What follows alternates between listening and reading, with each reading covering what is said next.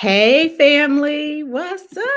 Welcome to the African Ancestry Experience, where we discuss what it means to help transform the way we as Black people view ourselves and the way we view Africa. Have you missed us as much as we've missed you? It's been a long time. We've been in the lab cooking up something very special, but we'll talk about that later. As you know, February is a historic month for many reasons. Not only is it Black History Month, it's also our anniversary month, and this is our 20th year. We're celebrating our 20th year as the pioneers of genetic ancestry tracing for Black people all around the world. We're even more committed to our purpose, helping Black people transform their identities. We spent 20 years, y'all, helping Black folks embrace Africa through DNA and travel and education.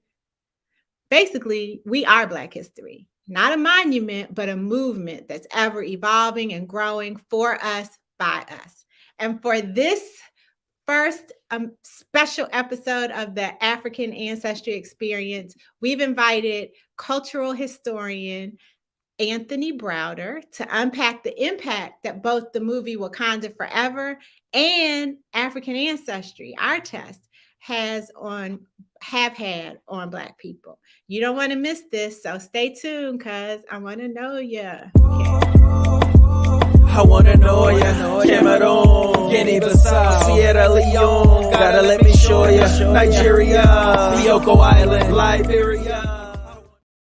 Oh my goodness, everybody's in the building. What's up, Diane, Menelik? This is not part of the script, but you know I missed you guys. I see a new name, Harusa. Welcome. Vicky's in the house. Cheryl, Tunde. Hey, Annetta. Junius Wilson's here. Arian. Hey, Arian. Welcome. Your name looks new as well.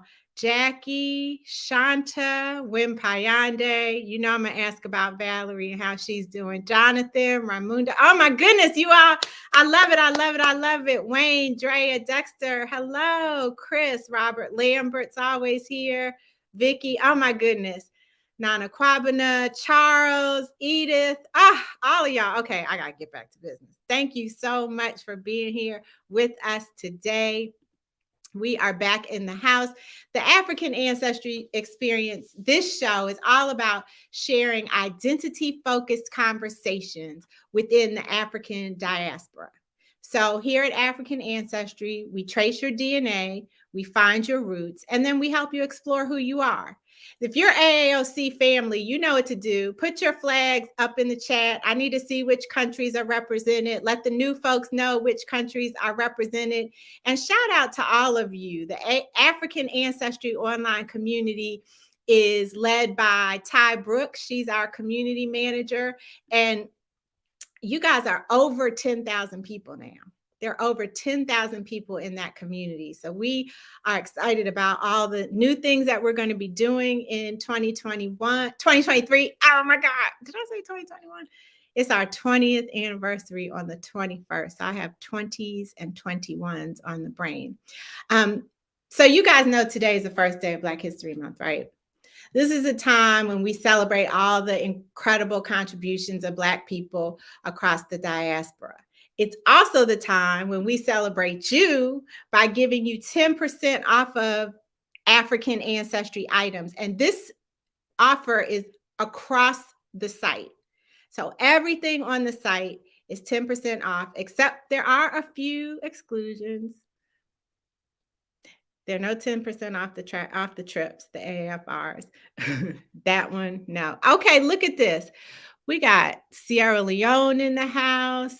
Cameroon, y'all testing my flag knowledge now. Nigeria. Ooh, what? There's an obscure flag. Is that Equatorial Guinea? Gabon. We need Ty on here for the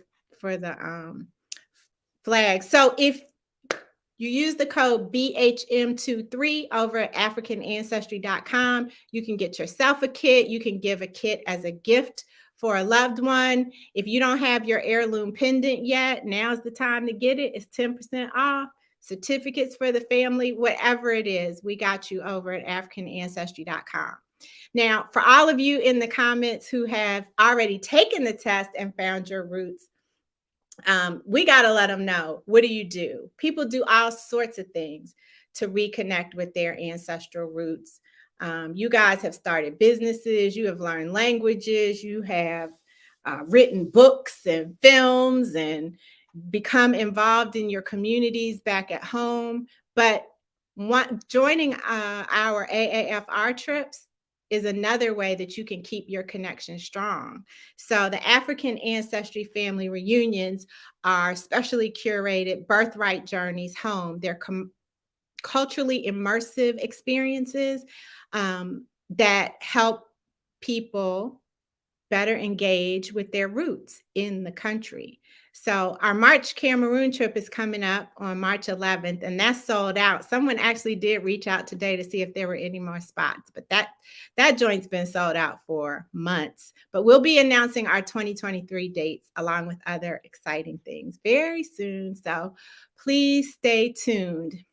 And of course, we're back with the winner of our African Ancestry swag. Congratulations, Junius. You were the first person to join the broadcast after 7 who has not won before. So if you send us your mailing address to info@africanancestry.com, then we will get your pendant out to you. You guys like our new slides? Aren't our new slides dope? Wendy hooked up our new slides, and she's been doing the thing over on the YouTube channel. So every day there is new content added to the YouTube channel. Please like us, share, subscribe, and turn on the notifications so that you don't miss the African Ancestry experience. So many people are like, were you on? I missed it. If you had those notifications, you would be here. Yakota, what's up, Yakota? Our Cafe Cubano, Keys, Della, LaDerrick. Do you work with family reunions? Hit us up. We have worked with family reunions in the U.S. and we're can't tell you that part. I almost told the secret. Let me look at the script because the secrets are not in the script. All right. Listen. Are y'all ready for this? If you know, you know. I am beyond excited to have master teacher and cultural historian and my friend and my Jegna, Anthony Browder, joining us tonight. You could need to go find the Ankh emoji and put the Ankh emoji in the chat to welcome Tony, y'all.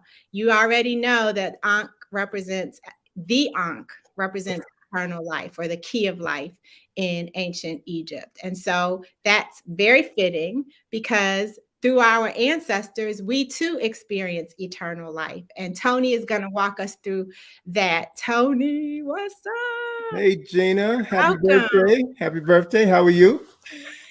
Thank you for happy birthday month. Yep, absolutely. Thank you so much. It's an honor to have you back. It's been way too long. It's been a minute, but lots been going on. I have new information to share with you and your listeners. So thank you for the invitation to come back. Of course. How are you doing? I'm doing good. And actually, this month is a month of birthdays as well. Today is the 34th birthday of From the Browder File. It was released on this day in 1989. And today is also this month is also the 41st birthday of IKG. So we've been doing this work for 41 years. Can you believe it? No, and yes. Like, I don't know how we have been doing it for 20. So I certainly don't know how you've been doing it for over 41. And From the Browder Files, that is a classic. Absolutely. It is a classic. I think at this point, I don't know at least a Black man who hasn't read From the Browder Files, and of all ages. Yep. It's one of our bestsellers, and I'm really pleased to say that it is one of the most read books in prisons. You know, too many of our Black men and now an increasing number of Black women are incarcerated, and that book has been passed around from person to person within prisons for over 3 decades. Wow. And it's still opening minds, opening hearts, and causing people to begin to reevaluate their lives. So I'm really pleased at the effect that we've had on people within our community. Thank you. Thank you for writing the book, and thank you for keeping it going for over 30 years. That's Black history too. Yeah, We all absolutely. Black history up in here. And Absolutely. I would love for we're going to put up, Wendy, can you put up where people can, the IKG website, so people can know where to go to purchase from the Browder Files? And if you've heard of or read from the Browder Files, can you put a book in the emoji, put a book emoji in the chat? I want Tony to see all the folks who have read from the Browder Files. Tony is an author, a publisher, an artist, and a lecturer, and a HU grad, Howard University. In addition to being the founder and director of IKG Cultural Resources. And he has devoted many decades to researching ancient Egyptian history, science, philosophy, and culture. Tony, how many trips have you taken to Kemet now? Is it 70? Well, not quite. 65 and counting. Got 2 trips planned this year. Whew. How many are you doing this year? How many times will you go this year? Well, at least 2. We have our July study tour and our November study tour. So those are 2 that are definitely on the books. And I may go sometime in the fall to do a special trip to our site for some excavation work, or a special trip for some special people if they decide that they can put us on their schedule. So half Browder will travel. Absolutely. I was on the 2017 field trip. Yep. And it is definitely life-changing and life-affirming. I would highly recommend that you all follow IKG, either their website or their social media platform, so that you can see all of the work that we're doing. We're not gonna focus on that tonight, although I'm sure it will continue to come up. But Tony, let's start off by helping the African Ancestry family know a little bit more about who you are. So I'm gonna give you a sentence and I want you to finish it. Okay. Oh, cool. Okay. I'm a proud son of Chicago, and I love making my way in the world. Nice. Very good. Very good. Did you have any African influences when you were growing up as a proud son of Chicago? I can't say that I had any African influences, but I was certainly influenced by my community. I grew up on the west side of Chicago, born in 1951. So Chicago was very much a very segregated city. I lived in an all-Black community. I grew up with going to a Black bank, a Black dentist, a Black physician, a Black dermatologist. Everybody that we patronized in our community looked just like us. And we lived in a community where everybody in the block looked out for all of the children in the block, looked out for all the adults in the block. My elementary school was a block away from my house. And so the teachers at our school, there were many teachers at our school who looked like me. And it wasn't until high school that I started attending so-called integrated classrooms. So my first 8 years, actually 7 years of elementary school, was in a predominantly all Black setting with Black teachers. And back in those days, in the 50s and early 60s, Black teachers had a vested interest in the children in their classroom. They had a vested interest in making sure that you were able to read, to write, and to reason, because they understood, living in a racist environment, that education was a key to success. And they had a vested interest in ensuring that we succeeded. So it was wonderful growing up in a loving and nurturing community. And that, I guess, instilled within me a natural love for Black people. You know, it sounds like utopia. When you were describing it, I was like, ooh, that sounds like utopia. No, it was still Chicago, baby. The winter. No, I know. That's why. Exactly. But in terms of your community, community and having kind of close knit and everybody looking like you, and businesses that are run by people that look like you. That's how DC was Exactly. Me growing up in large part. And to be honest with you, that's one of the reasons why I came to DC in 1971.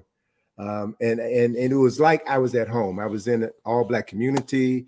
I saw the city was run by Black folk. I could hear Black people on the radio. I could see Black folk on TV. And I'm up on the campus at Howard, and I saw us. So it was wonderful growing up in that environment where we were free, we were nurtured, we knew our value, and there were people around us who constantly reaffirmed who we were and inspired us, motivated us to bring out the best in everything that we did. And those were wonderful times. You know, it's interesting to me because as I think about that, for those of us who were raised in those communities, even still, there was the existence of the Africa void. And I've talked to you about the Africa void before. I define it as the hollow state of being or the empty space without knowledge of our connection to Africa. Mm-hmm. And so we were, you know, in the times that you're describing, people were Black and proud and all of that. But Africa, the void was still there. And so having that disconnection from Africa still impacted our family values in some ways, our self-love, our spirituality, our education, those kinds of things were still impacted, even though we had these environments that cultivated us and grew us. What made you decide to take the African Ancestry test, Tony? Well, actually, I took the first test when Rick was still working at Howard, and you all had an arrangement where you were building up your database. And so you offered a free maternal DNA test to anybody who came to a specific location to take the test. So I got my first test free. And those results just thrilled me to no end, to know that my maternal family's lineage was from Cameroon, the Bamalaki and Takar. And then later, when I was searching for the identity of my biological father, whom I've never met, I came back to African Ancestry. And you all really helped me. And I know I've shared this story with you on numerous occasions, Gina, but I really have to sing the praises of African Ancestry because as someone who didn't learn until I was 47 years old that the man that I thought was my biological father was not my biological father. Mm. And then to come to African Ancestry and take my paternal DNA test and to discover that it came back a 98% match for Yoruba. So for me to know that I didn't know my father, but I know what aspects of my father's DNA that I have been carrying with me all of my life gave me such a tremendous sense of relief and pleasure and satisfaction. So I'm eternally indebted to African Ancestry for connecting me with that part of my soul. And, you know, whatever you guys want, just ask and it's yours. Well, it's a mutual admiration society over here because we love IKG and feel the exact same way. But Tony, now you are an expert in Kemet. And you've spent, as we just heard, decades studying and mastering Kemet and all, not all, but many aspects of Kemet. And you're a memory recovery specialist. So how does knowing where you're from, like knowing that you're Yoruba, knowing that you're Tikar, Bamileke, how does that impact you on the research Kemet side? Sure. Well, as you said, you know, we grew up at a time when we knew we were black and proud, but we didn't really understand our African connections. You know, I went to school before there was Black History Month. And it wasn't until 3 years after I graduated from Howard, I still remember the date. It was February 21st, 1977, when I went to see Ivan Van Sertima speak at Georgetown Law School. He had just written They Came Before Columbus, had this incredible slide presentation where he talked about the Olmecs traveling the Atlantic Ocean coming to the Americas 2,500 years before Christopher Columbus. And he said that they were African. He said that they were Egyptian. And that was the first time in my life that anyone had ever told me that the Egyptians were African. So my mind was not only blown, my mind was freed. And that started me on my journey to begin researching what I now refer to as forbidden knowledge. I discovered John Henry Clarke, John Jackson, Chancellor Williams, Dr. Ben. I discovered all of these scholars who had written all of this information about the glory of Africa, which was not a part of my formal education process. But as Carter G. Woodson said, every person has two educations, one that is given to him or her and the other that they give themselves. And of the two, the latter is by far more significant because everything that is important in your life is that which you must seek out for myself. So being able to understand and appreciate Nile Valley culture and civilization, and then as a result of my work, my travels to Egypt, and specifically my excavations, 14 and a half years excavating tombs on the west bank of Egypt, has led me to understand that there was a migration of Africans from the Nile River Valley into the Niger River Valley. And we can trace the migration of people, culture, and civilization from the Nile to the Niger. And then to know that I am connected to Africans from Nigeria and from Cameroon just fills my heart with so much pride. And then to be able to trace our linkages from the west coast of Africa, from the east coast of Africa to the west coast of Africa, to the east coast of the United States and beyond. It is bringing everything full circle. So it's wonderful to have that information, and it's a joy and a pleasure to be able to share that knowledge with others and help them discover the joy that you and I both have for the work that we do, and hopefully inspire others to walk in our footsteps. Thank you for sharing the information too, Tony, because you definitely are a go-to resource for so many people. You and Atlantis are go-to resources for so many people. And I have to just brag for a moment. Tony and Atlantis were recently installed as chiefs in a village in Ghana. And so we now have to refer to him as Nana. What is your Ghanaian name? My Ghanaian name is Nana Karakh. Nana Karakh. And Atlantis and I were both installed in the village of Moray, which is near Cape Coast. Mm-hmm. And the interesting thing about that particular village is that it was founded by a brother from Mali who says that his ancestors migrated to Mali from Egypt. Wow. So there are all of these comedic connections that are surfacing in my life, and I am committed to researching this knowledge and then sharing it with the broader community, because my story is our story. We all are connected. All of our stories are similar. And the more we know of ourselves, the more pride we can take in what we do and what our ancestors have done. And we in turn then model that for the young people, the children and others who are looking at us. And I certainly need a direction in a country which has lost its mind and has not, found its soul yet. So yeah. This is liberating information on multiple levels, Gina. Speaking of stories, speaking of liberating information, speaking of something else that I forgot while you were talking, how do we get from all of that to Black Panther and Wakanda Forever? You have done a masterful job of unpacking these movies for us. And I just wonder, like, in your mind, how did you take all of this that you know to then go and unpack these in such an amazing way? Well, can I tell you a secret, Gina? Yes. Put your ear closer to the camera so I can just tell you only. My training is in graphic design and advertising. So I am an artist at heart. I came into history, specifically Egyptian history and African history, through the back door. So this is not my profession. I was not trained in this specific field. It's something that was a hobby that later over time became my vocation.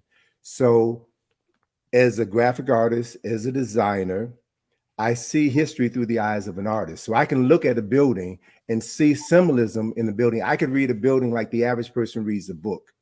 And I also, growing up in Chicago, had a fascination with architecture. My last 2 years in high school, I majored in architecture. My freshman year at the University of Illinois, I also majored in architecture. When I transferred to Howard, I changed my major to design. So this idea of creating things, of building things, of designing things, of understanding how things were built, created, and designed is part of my nature. So when I began to look at our history, I just deconstruct things. And I can see the components that comprise that history. So when I look at film, I'd worked at one of the best jobs I've ever had was at a advertising agency in Chicago, Foot Cone and Belding Advertising Agency, where I worked with guys who wrote, directed, and produced ads that we all have seen on television. And whenever work was slow, I would go into the studio and watch commercials all day. And, so I knew the writers of the commercials. I knew the directors and the designers of the commercial. So all of these ideas were part of my consciousness. And consequently, when I view film, and I love films, I love movies, I love well-written, well-directed, and well-acted films, I look at those films from that same perspective. So I'm not just caught up on the script. I'm not just caught up on the actors. I'm looking at the set design. I'm looking at the costumes. I'm looking at the cinematography. So all of these elements mean things to me. And a film like the Black Panther just allows me to just bask in a wonderful story with wonderful actors, a wonderful director, and it fuels our soul. I congratulate Ryan Coogler for an outstanding job. For those who have been following the history of Marvel films and the Oscars, the first Black Panther film was the first Marvel film to be nominated and to win an Academy Award. Angela Bassett was just nominated last week for Best Supporting Actress. She is the first actress in a Marvel film to be nominated for an Oscar. Ryan Coogler's first Black Panther won 4 Oscars, right? And that first film made $1.3 billion. So with Ryan Coogler's third film, he made more money than every Black director combined. Yeah. So I'm just appreciative of this artist who has mastered his art, who is connected to African people, and he incorporates within his films a spirit that has been missing in many depictions of African people on scene. So I appreciate that. I applaud that. And I just allow myself the pleasure of enjoying good films. And when you all hosted the screening of Wakanda Forever, that was my second or third time seeing the film. And I had to admit that the first time I saw it, Wakanda Forever, I didn't like it.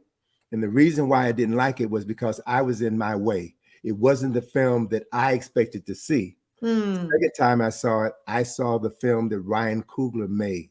It was a film about loss, about death, about sadness, about grief. It was a film about culture and tradition, and all of those elements are in that film. And so when you look at that particular film from that perspective, Ryan Coogler has given us a lot to be proud of. The mere fact that the film begins with a libation, right? And so what that film does is what The Woman King did as well. The Woman King ended with libation. And so we have another example we have 2 examples of 2 incredible films that were released last year that reinforce within the minds of African people who are ready to embrace their culture, traditions that we've never seen in films before.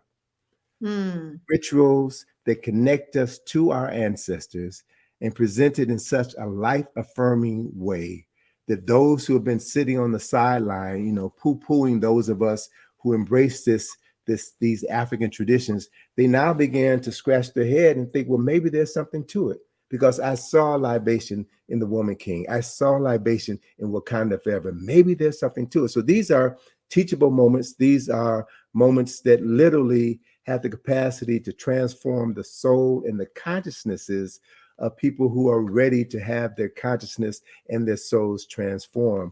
And so it gives me a great sense of satisfaction and relief to know that there are talented artists who have allowed themselves to be vessels for our ancestors to work through, so that they can literally open the minds and hearts of thousands of people of African ancestry all around the world who are sitting in the theaters and internalizing this vibration, which affirms the spirit of Africa. That's essentially what those experiences have been for us. Yeah. Yeah. Is there one scene or one takeaway from either of those movies that you think, besides the libations, you talked about Yeah. libations, but that really nails what you just said? Well, okay, so let me give you two scenes, two contrasting scenes from both Black Panther films. For me, the most powerful scene in the original Black Panther was when T'Challa first goes into the ancestral realm to meet his father. And I got teary-eyed sitting in the theater watching this, where T'Challa tells his father, you know, I'm not ready. And his father says, well, look, haven't I trained you since the time you were a little boy? I've showed you how to do this. I've showed you how to do that. And he said, Baba, I'm not ready to be without you. And so that moment touched me from the standpoint of a man who never knew his biological father, to have a father dedicate his life to train you to become the man that he wanted you to be. Mm. And so for T'Challa to go into the ancestral realm and have his father affirm his manhood was so life-affirming to me. So that scene was significant. And then in Wakanda Forever, when Shuri, as the Black Panther, is engaged in her battle with Namor, and then her mother comes to her, right? Yes. As an ancestor, her mother comes to her and says, show him who you are, right? You're not someone who is so full of hate that you're going to take the life of someone who is hurting just like you're hurting. Show him who you are. So this reinforcement of our ancestral connection is so life-affirming to me. And I'm appreciative of the fact that, again, Ryan Coogler had the consciousness, the cultural consciousness, to incorporate those scenes in his films. And I don't know if the folk in Marvel had any idea of what he was doing, right, or the cultural significance of those scenes, but he nailed it. And for those two reasons, I am forever indebted to Ryan Coogler for being a master filmmaker. Yeah, thank you. And if you all ever had, this is why you need to follow IKG Resource, Cultural Resource. It's not center, isn't there a center? We have the Cultural Resource Center, and we also have IKG. Okay. Well, all of that. IKG, just say IKG. Leave it at IKG. Follow IKG, because Tony does a whole webinar lecture on Black Panther, on the Woman King. I mean, it's just incredible. I don't know if people can pay for replays, Tony, but that might they can go to our website and download the file and watch it. Okay. Cool. You guys definitely got to do that. Now, as a cultural historian, you do so many daggone things. We could be on here all night, but I really want to make sure that we talk about the Clarke Enhanced History Project, because I know that you have been working on that for quite some time. Yep. Yeah. Well, the Clarke Enhanced. Pardon me? Tell us what that is. Okay. The Clarke Enhanced History Project is my response to some of the cultural shortcomings in the National Museum of African American History and Culture, which is a phenomenal building, a phenomenal collection of African history, culture, and artifacts. It opened in 2016. And when I first visited the museum, I was impressed by the architecture, again, and the art inside the structure. And when you go into the David Rubenstein History Halls. You take what I refer to as a freight elevator and go down 60, 65 feet into the lower level of the basement, the sub-basement of the building. And you begin your walk through the African American experience. We began with enslavement. And as I first walked through that museum in an environment that is designed to make you feel claustrophobic, to make you feel as if you are literally on a slave ship as you're experiencing what happened to millions of African men, women, and children. And whenever I walk into a space, I'm always checking out how people are responding to their environment. So I was doing a lot of ear hustling, and I saw elderly sisters walking through that space, holding each other and crying. I saw elderly brothers. I heard one elderly brother say to a colleague of his, he was walking through the space with his fists clenched tightly, and he said, "I've got to get out of here before I hurt some white person." And what I realized was that these people were not prepared for this experience because most of us have never been taught an accurate story of our enslavement. And to just drop people into that experience without giving them any foreshadowing, without preparing them psychologically, emotionally, or spiritually, I thought was harmful. So rather than complain, I was able to get some funding to produce what is the John Henry Clarke Enhanced History Project, which will focus on our story before our enslavement.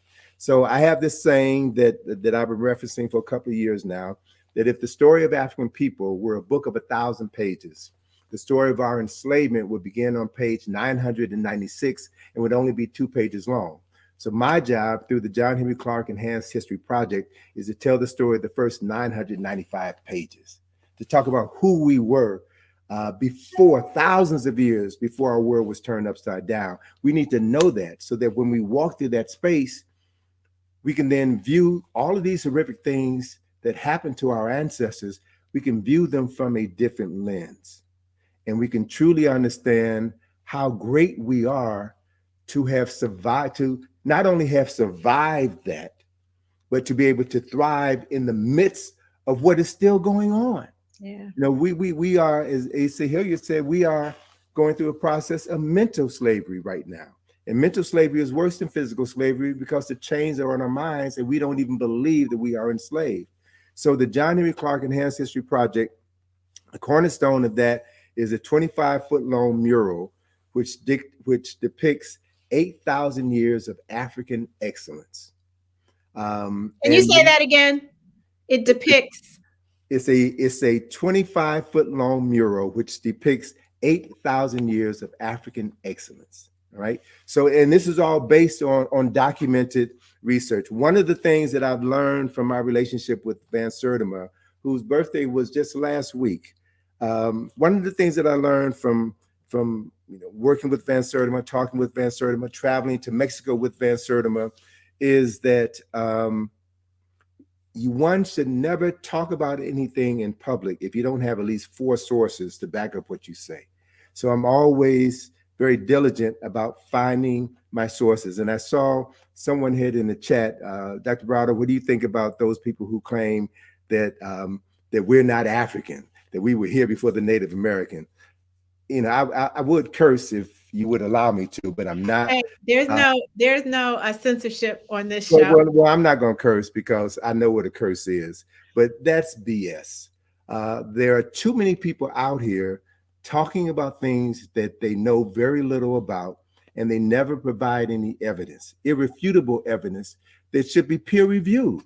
Anybody can say anything. That doesn't make it true. Right. And we spend too much of our time listening to people who sound good, who've got good rap, but are not talking about things that are substantive. And most of those people will be forgotten 5 years from now. So I would say, look at the scholarship of those people who are true scholars, the John Henry Clarks, the Ivan Van Sertimas, the Asa Hilliard, the Sheikh Anta Diop's, the Ted Philo Bingas, those people who have done the research.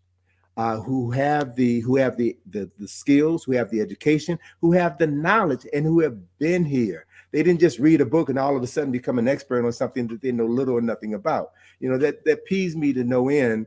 But you know, it also reinforces the need why we need to become better consumers of media content. All too often, we give a pass to Negroes who sound good but don't know what they're talking about, right? And they can only impress people who know less than they do.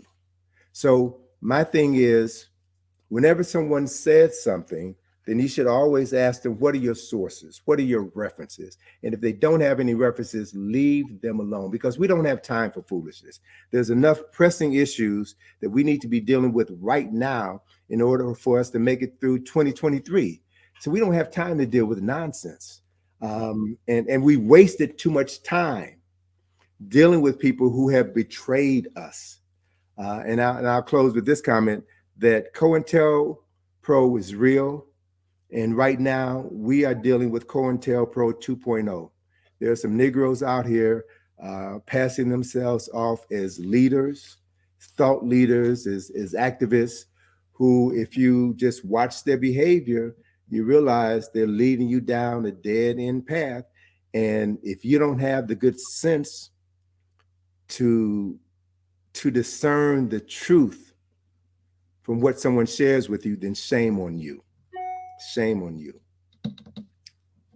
Yes, Kwame, speak it, Baba Segu. Exactly. I think that sums up what we're all thinking right now. Yes, Baba Anthony, Nana Baba Anthony Browder is a wise and educated elder for sure. And we're just so fortunate to have a relationship with you, Tony. And it just hit me right now that you're our first show in our anniversary month, our anniversary year. So there's some patterns in there. There's some symbolism in there. Absolutely. And those who know me know that I don't believe in coincidences. Everything happens for a reason. Yeah. And I also wanted to shout out Paul Obina. When you were talking about our history before enslavement, and we had him on one of our shows last year, and he talked about the artwork behind that and putting that all together for the scroll. So shout out to Paul. Well, Tony, I think we covered that. We play a game every week called Fact or Wack. So will you play Fact or Wack with us? I surely will. Okay, so we're going to put up a statement and you read the statement, and then our audience is going to tell us whether that statement is fact or if it's whack. So y'all get your facts and whacks ready so that you can play with us in the comments. All right, let's go. The first one. Ancient Egyptians referred to themselves as black. Fact or whack? Dun, dun, dun, dun, dun, fact or whack? Somebody wants to know, who are you training to carry on your great work?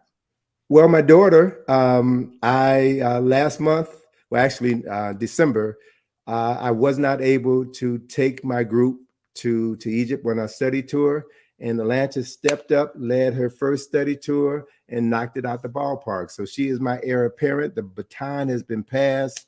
The future is secure. And I've got some other colleagues. Matter of fact, that's Atlantis calling me. I just talked to her.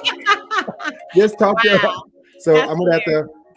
Let me just. Hey, Atlantis. Atlantis is in Peru right now. So Atlantis, I'm on doing an interview with Gina, an African Ancestry. So I'll have to call you back in about 20 minutes. That's hilarious. Okay. Okay. Bye-bye. Ancestors are real, y'all. Yeah. So Atlantis is doing a spiritual retreat in Peru. She's been there for about a week and a half, and she's checking in like a good daughter is supposed to.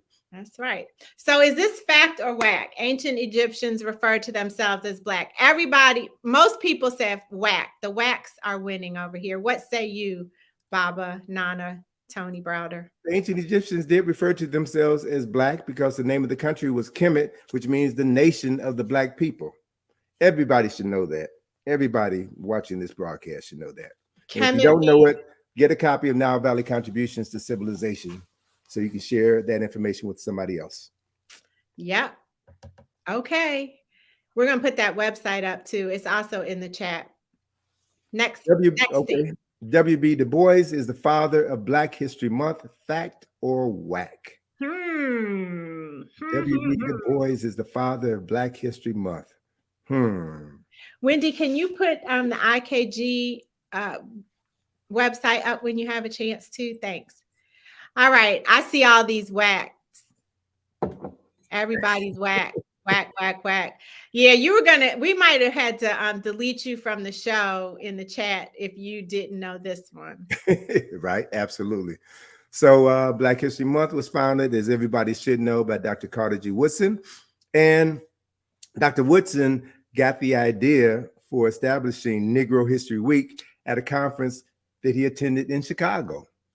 So Chicago keeps offering people, concepts, and ideas that transform the world. Yep. If you do say so. Hey, I'm as a son of Chicago. Living proof, please. Yeah, you are. Okay. We have two more. Okay. Isaiah Washington was the first celebrity to join the African Ancestry family, tracing his ancestry to the Hausa people found in Nigeria today. Fact or whack? Isaiah Washington, a great actor who got a bum deal from Hollywood simply because he spoke his mind. Haven't seen much from him lately. No, he is on something. I wish I could remember that. And he has a movie. He recently did a movie. Okay, so look, we're really split on this one. It looks like we have two whacks and then two facts. Then somebody said yep. Is that a fact, Vicky? Does yep mean fact? I love it. I love it. Brianna, I hope I said that correctly. Brianna, the Afrofuturist, was right. Yes, he is Mende, and Cheryl Washington called it. Our first celebrity was LeVar Burton. Star Trek. Tony, how that happened when we launched 20 years ago in 2003, the media was calling us, or the media were calling us, the 21st century roots. Okay. And so we were like, okay, well, if we're the 21st century roots, then Kunta Kinte should know where he's from. Absolutely. And so we just blindly reached out to him, to LeVar Burton, and he took the test. So that was fantastic. exciting. Congratulations. Yeah. Okay. Maybe was that the last one, Wendy? I thought we had. No, that's three. Okay, that was the last one. That was the last one. That was all right. So let me ask you a question. Fact or whack? Chad Boseman, in talking about African ancestry, contributed greatly to the success of African ancestry 3 years ago. Fact or whack? Chad Boseman, in talking about African ancestry, contributed greatly to the success of African ancestry. Fact or whack? Fact or whack? That's right. That's right. J. Antonia, LeVar Burton shares ancestry with the Hausa people living in Nigeria today. That's right. That is an absolute fact. I refer to Chadwick Boseman as our angel investor because completely unsolicited on his own, when he did that 3-minute commercial for us, basically on The Breakfast Club with Charlemagne the God, our business tripled that year. Tripled.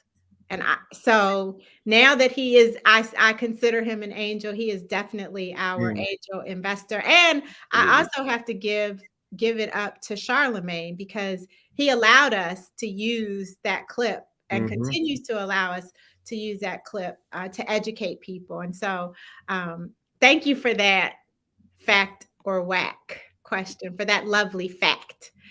Listen, you guys, if you're watching us on the replay, please put the Ankh emoji in the comments to show Nana, Baba, Anthony, Segu, Karakh some love. Again, we have launched our birthday year in incredible fashion by having you here, Tony, to be our guest and kick this thing off. And I want you all to stay tuned because we have some really exciting events coming up in celebration of us making Black history 20 years ago. I mean, when I tell you, I wish I could tell you, I almost slipped and said something earlier, but our team is working feverishly and committedly to be able to celebrate with you all worldwide. And so I will leave it at that. I want to shout out Wendy Cherry, who is our Uber producer behind the scenes, making this all happen. She updated us for 2023, and I love our new look. So if you put some hearts in the chat for Wendy, because she holds it down every single week. So thank you very much, Wendy, for all of your help. We're going to be back next week with another transformational episode of the African Ancestry Experience. I almost forgot. I'm rusty. I almost forgot. I can't forget this.